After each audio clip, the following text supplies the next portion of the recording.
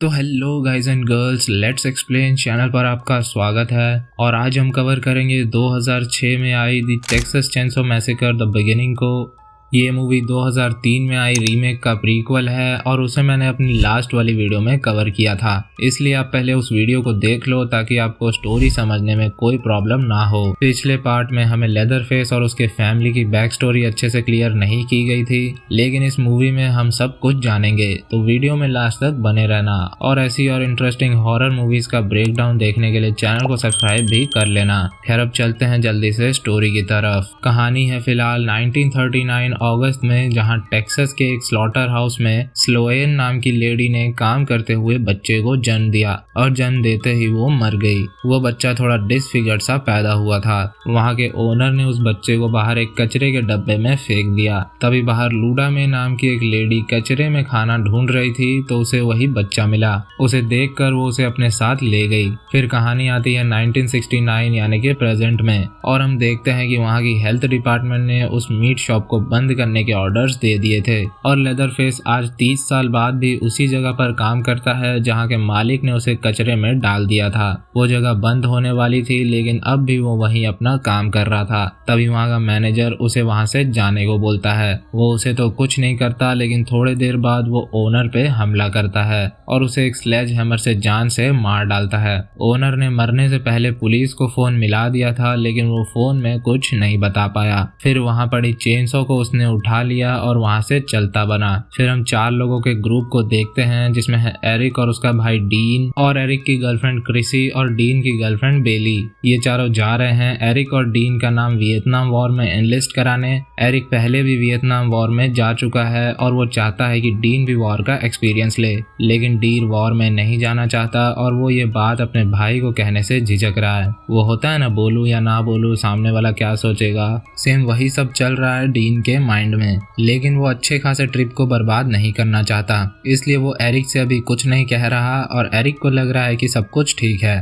खैर वो लोग उसी गैस स्टेशन पर रुके जिसे हमने फर्स्ट पार्ट में देखा था, वही लूडा में वाला गैस स्टेशन, जहां उन्हें कुछ बाइकर्स इस तरह से घूर रहे थे जिसे देखकर वो बिना कुछ लिए ही वहां से निकल गए। इधर ह्यूइट रेजिडेंस में असली शेरिफ हॉयट पहुंच चुका था और उसने बताया कि थॉमस ने मीट शॉप में कांड कर दिया है। अब चलो मेरे साथ उसे खोजने, क्योंकि अब हम उसे अरेस्ट करेंगे। तो घर से कोई निकला और शेरिफ के साथ चल दिया। शेरिफ उससे रास्ते में कहता है कि अब इस टाउन के शेरिफ डिपार्टमेंट में सिर्फ वो ही इकलौता ऑफिसर बचा है और अगले हफ्ते उसकी भी ट्रांसफर हो जाएगी। इस टाउन का अब कुछ नहीं हो सकता।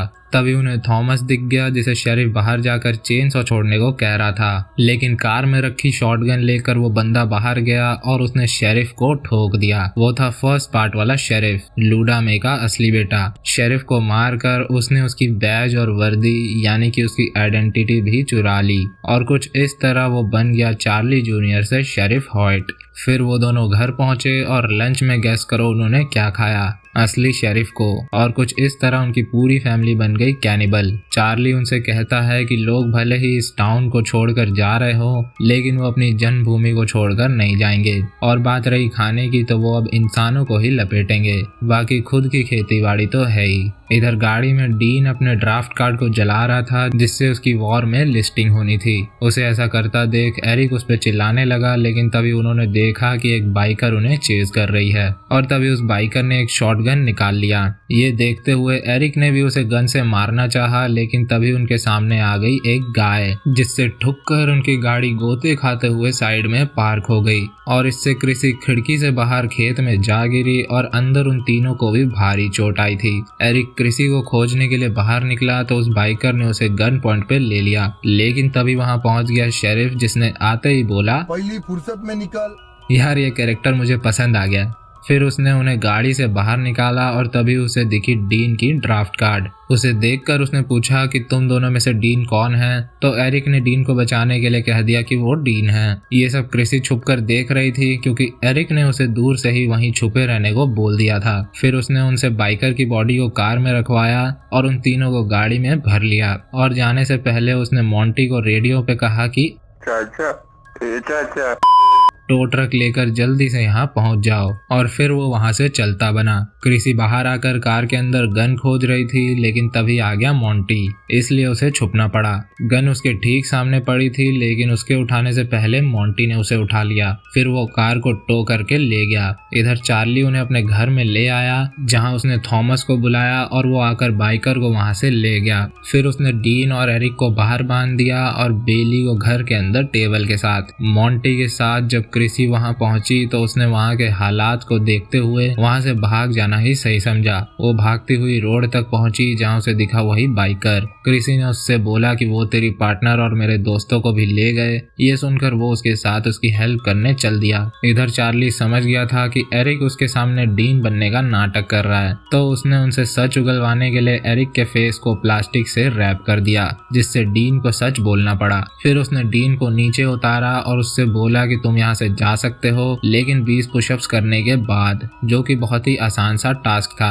लेकिन पुशअप्स करते हुए चार्ली उसे अपनी लठ से बहुत तेज तेज मार रहा था। डीन ने हिम्मत ना हारते हुए टास्क को कंप्लीट कर दिया, पर मार खा खा कर उसके अंदर चलने की हिम्मत नहीं बची थी, इसलिए चार्ली उसे वहीं पर छोड़कर चला गया। उसके जाने के बाद एरिक ने बड़ी मेहनत से खुद को फ्री किया और एरिक को छुपाकर वो गया घर के अंदर, जहां बेली वाले टेबल पे लूडा और हेनरिएटा की मां बैठकर गप्पे लड़ा रहे थे।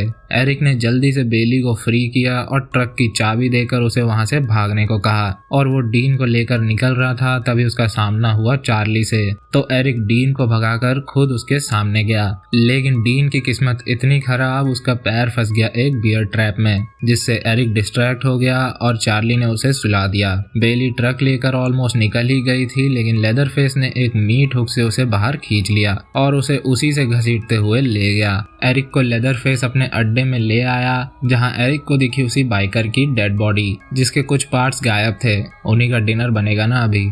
लेदरफेस ने उसके हाथ पैर को मेटल स्ट्रैप से क्लैंप कर दिया, क्योंकि अब उसे चाहिए उसका सबसे पहला 100% real organic authentic fresh leather face mask. Dean बाहर ही बैठा था क्योंकि वो भाग तो सकता नहीं, और चार्ली ने बेली को घर के अंदर लकड़ी और जाली से बांध दिया। शाम तक क्रिसी उस बाइकर के साथ वहां पहुंची और बाइकर हाथ में गन लिए पूरे चौड़ में घर के अंदर जा रहा था, लेकिन क्रिसी जानती थी कि ऐसा करना बेवकूफी होगी, इसलिए वो गई खिड़की से। बाइकर ने घर में घुसकर चचा के एक पैर में गोली मार दी, जिसकी आवाज सुनकर चार्ली वहां पहुंचा तो उसको भी उसने गन पॉइंट पे ले लिया और पूछने लगा कि मेरी बंदूक कहाँ है। मीनवाइल लेदरफेस एरिक के हाथ की चमड़ी उधेड़ रहा था। तभी चार्ली ने उसे आवाज लगाई तो वो चेनसॉ लेकर क्रिसी को बिना नोटिस किए वहां से गुजर गया। बाइकर के कुछ करने से पहले लेदरफेस वहां पहुंचकर उसे चेनसॉ पे गिरा देता है, और तभी चार्ली उस बाइकर पे चढ़कर लेदरफेस से कहता है कि चला दे चेनसॉ। लेदरफेस ऐसा ही करता है और बाइकर की बॉडी को चीर देता है, और ये सब बेली भी देख रही थी, जो खून से लाल पड़ चुकी थी।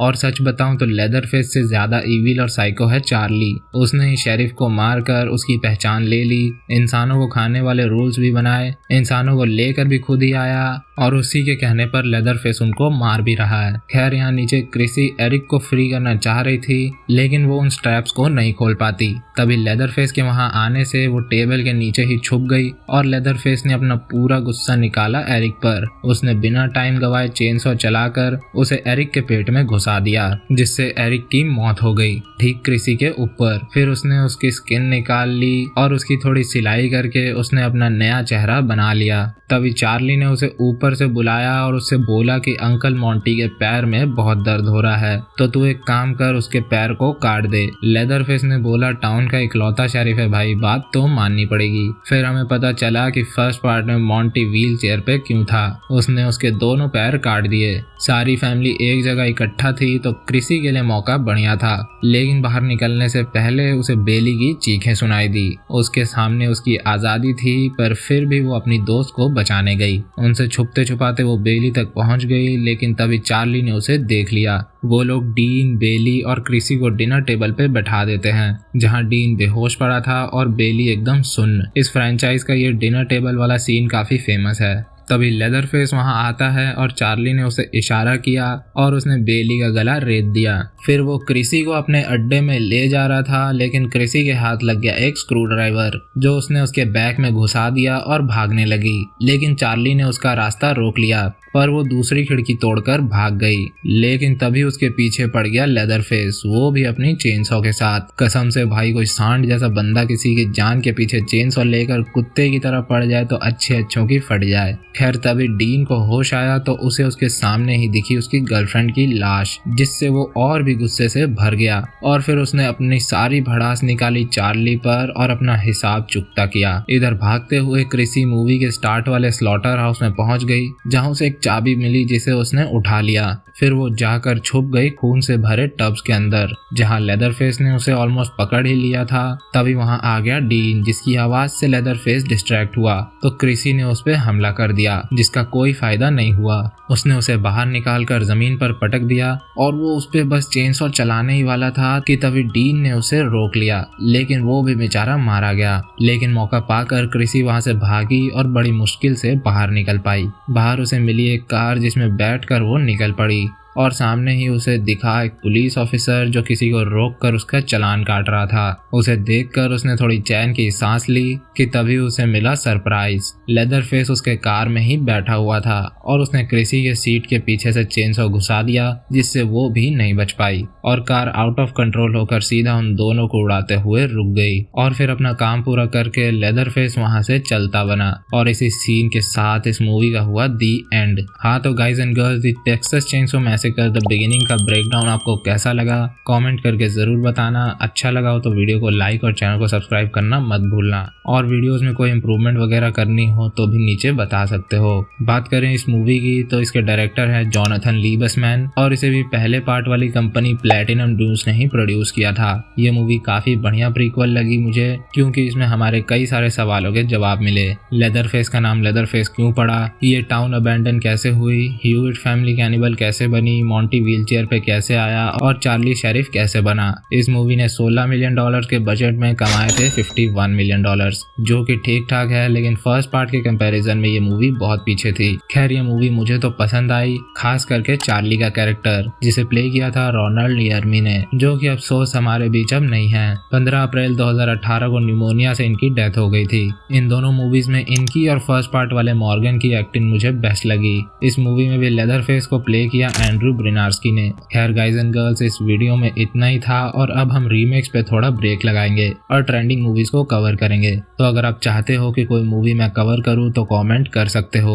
बाकी मेरी मोटिवेशन बढ़ाने के लिए प्लीज चैनल को सब्सक्राइब कर देना। मैं आपसे मिलूंगा एक न्यू वीडियो के साथ, तब तक के लिए बाय बाय।